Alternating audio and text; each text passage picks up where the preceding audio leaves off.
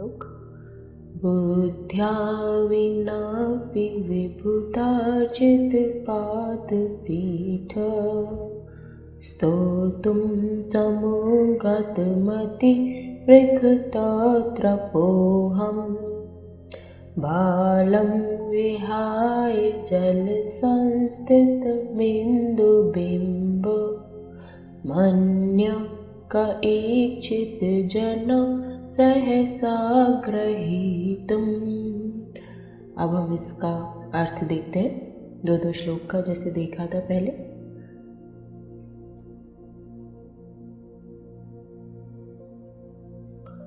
बुद्धिया, इधर देखते हैं बुद्धिया विनापि, बुद्धि, इधर हम बात कर रहे हैं बुद्धिया विनापि, विनापि बुद्धि, विनापि मतलब हुआ है विना, बिना प्लस अपि, वीना प्लस अपि मतलब बिना भी। विभूतार्चित, विभूतार्चित है यहाँ पे, विभूत प्लस अर्चित मतलब देवों के द्वारा, विभूत मतलब होता है देव और अर्चित मतलब पूजित है। पादपीठ, पादपीठ मतलब हुआ है यहाँ पे सिंहासन, पादपीठ, पीठ लगते पादपीठ सिंहासन। स्तोतुम, स्तोतुम मतलब हुआ स्तुति करने के लिए, सेकेंड लाइन आ गई स्तोतुम। समूहगत, समूहगत मतलब हुआ है तत्पर हुई है, तत्पर स्तुति करने के लिए तत्पर हुई है। इधर अब ये मति वृगत त्रपोहम, तो ये साथ में देखते हैं मति वृगत त्रपोहम, अहम, तो ये हुआ है मति प्लस विगत त्रपः प्लस अहम। तो मति मतलब बुद्धि, बुद्धिया, बुद्धिया मतलब भी बुद्धि और यहाँ मति मतलब भी बुद्धि। विगत मतलब हुआ है लज्जा त्याग कर, लज्जा को त्याग कर। अहम मतलब मैं, ठीक है। तो इसका कंप्लीट यदि देखते हैं यहाँ पे, तो ये है मैं बुद्धि के बिना भी, मैं बुद्धि के बिना भी, बुद्धिहीन होने पर भी देवों द्वारा पूजित है सिंहासन जिनका, देवों द्वारा पूजित है सिंहासन जिनका। ऐसे जिनेन्द्र भगवान की, ऐसे जिनेन्द्र भगवान की स्तुति करने के लिए लज्जा को छोड़कर, लज्जा कहाँ आया था, लज्जा किसका अर्थ निकला था यहाँ पे, लज्जा को त्याग कर, विगत त्रपः मतलब लज्जा को त्याग कर, बुद्धि की लज्जा को त्याग कर मैं जिनेन्द्र भगवान की स्तुति करने के लिए तत्पर हुआ हूँ, ठीक है। नेक्स्ट हम देखते हैं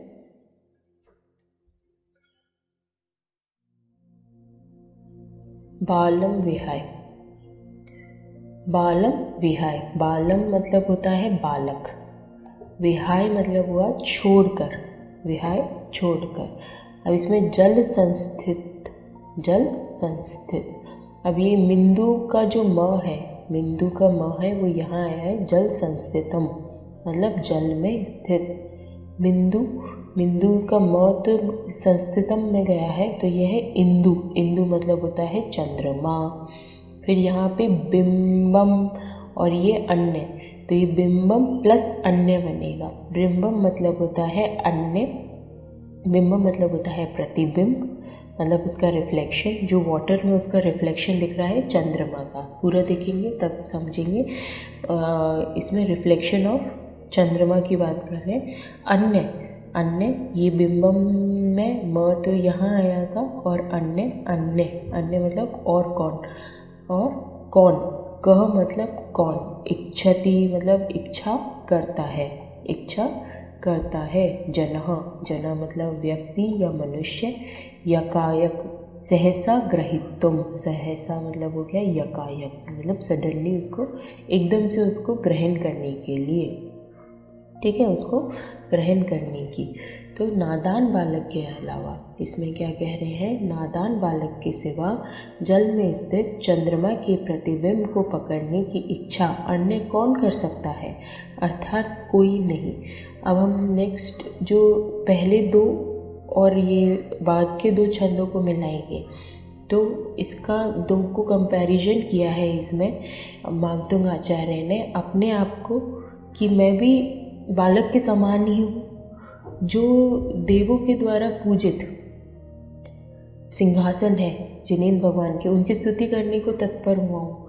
उसी जिस तरीके से बालक लेना चाहता है जल को, जल में जो चंद्रमा पड़ा हुआ है, जल में चंद्रमा की जो रिफ्लेक्शन है, उसका प्रतिबिंब है, उसको ये नहीं पता कि चंद्रमा आकाश में है, वो उसको लेना चाह रहा है। उसी प्रकार से जो आकाश के प्रति इतने महान जिनेंद्र भगवान हैं, उनकी मैं भी स्तुति करने को तत्पर हुआ हूँ। कंप्लीट अर्थ देखते हैं हम नेक्स्ट स्लाइड में।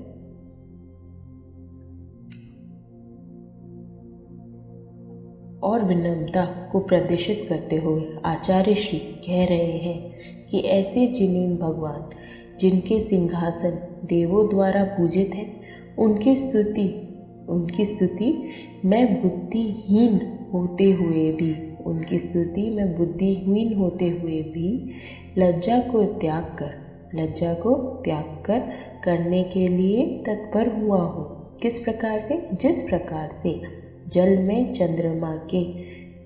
चंद्रमा के प्रतिबिंब को पकड़ने की इच्छा नादान बालक के सिवाय और कौन कर सकता है, अर्थात कोई नहीं।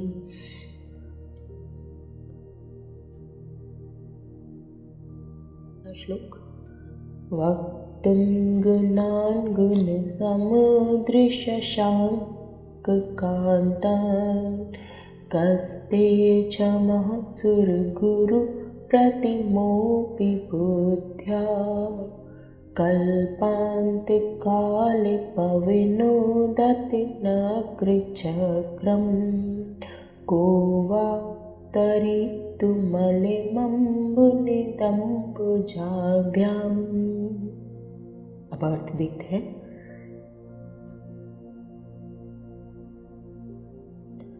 वक्तुम मतलब कहने के लिए, गुणान गुणों को,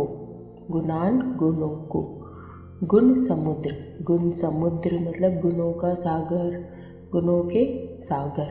शशांक कांतान, शशांक मतलब होता है चंद्रमा, शशांक मतलब चंद्रमा और कांतान मतलब कांति के समान।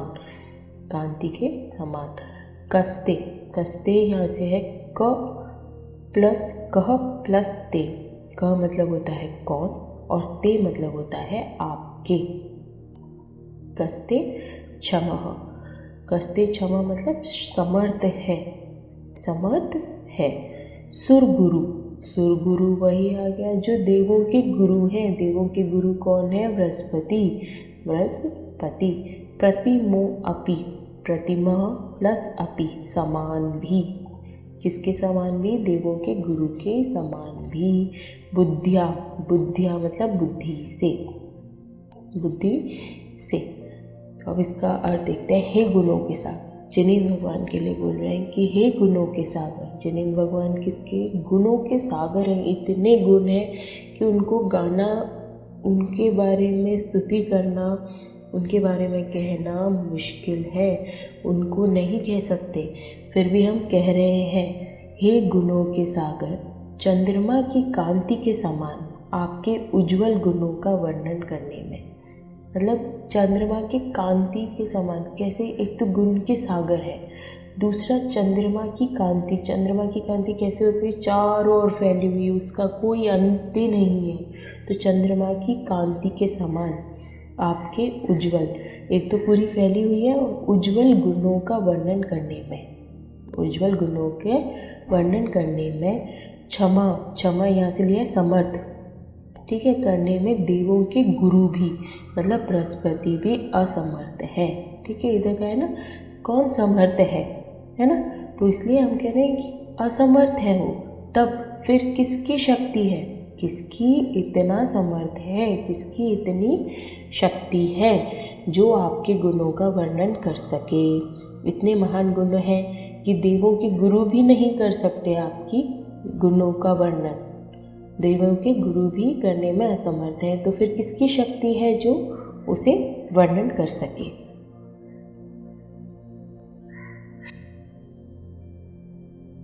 दूसरे 2 छंद। कल्पांत काल, कल्पांत काल मतलब हो गया युग समाप्ति अर्थात प्रलय काल।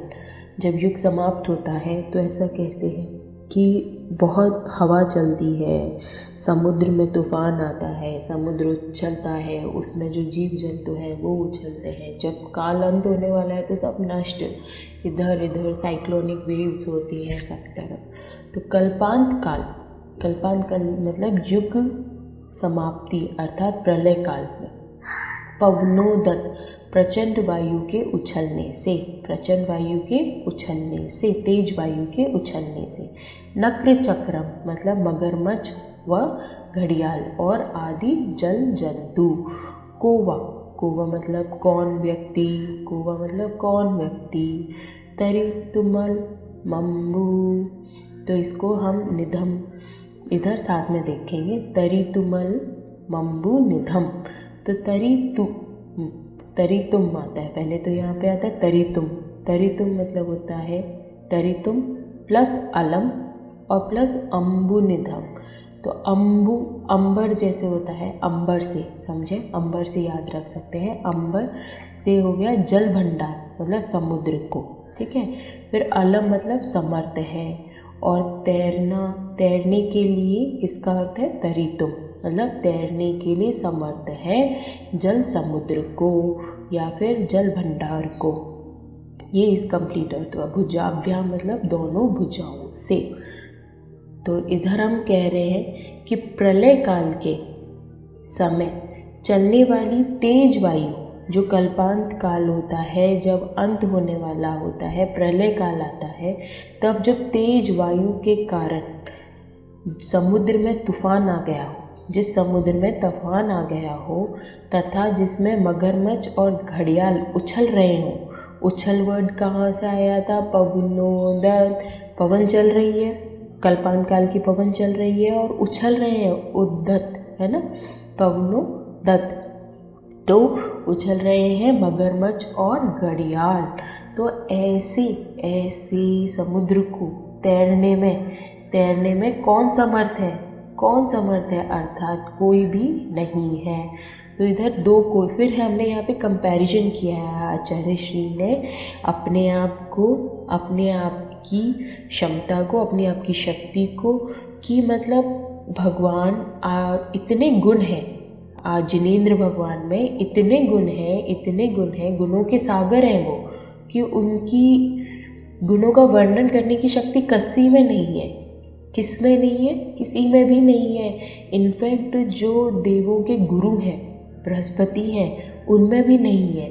तो उसका कंपैरिजन किससे किया कि जिस तरीके से बहुत तूफानी जब समुद्र होता है उसको तैरने का समर्थ किसी में नहीं होता, उस प्रकार से भगवान इतने गुणे हैं, उनकी भी शक्ति, किसी की शक्ति नहीं है उनके गुणों का वर्णन करने की। इसका कंप्लीट अर्थ देखते हैं।